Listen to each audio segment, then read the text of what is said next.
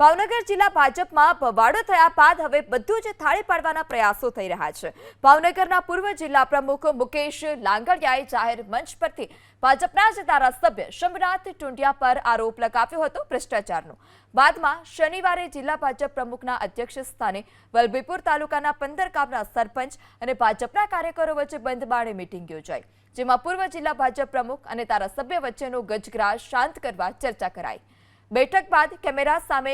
कोई कई बोलवा तैयार न हतुं, परंतु मुकेश लंकाड़ियाने शिस्त भंगनी नोटिस आपी होवानुं अने धारासभ्य परना भ्रष्टाचारना आरोपो अंगे खुलासो मांग्यो होवानी माहिती सामे आवी। शिस्त भंगनी नोटिस जिला भाजपना पूर्व प्रमुखने आपवामां आवी छे अने 7 दिवसनी अंदर एनो खुलासो पूछवामां आव्यो छे। पार्टीनी एक सिस्टम होय छे કે પાર્ટીમાં જો કોઈ આંતરિક વિખવાદ અથવા પાર્ટીની અંદર કઈ અસંતોષ હોય તો અમારું એક કોરમ હોય છે, એક કોરમની અંદર રજૂઆત કરવાની હોય। એક કોરમની અંદર રજૂઆત ન કરે અને જાહેર મંચ ઉપરથી રજૂઆત કરે તો એક શિસ્તભંગના પગલા ગણાય છે અને એ શિસ્તભંગ થઈ છે એની અમે એમને નોટિસ આપી છે। જે પ્રકારે ત્યાં સરપંચની ચૂંટણી પત્યા પછી સેવાઈ સંગઠન દ્વારા જે સરપંચ સંમેલન થયું, આ બધા જ ભારતીય જનતા પાર્ટીના કાર્યકર્તાઓ છે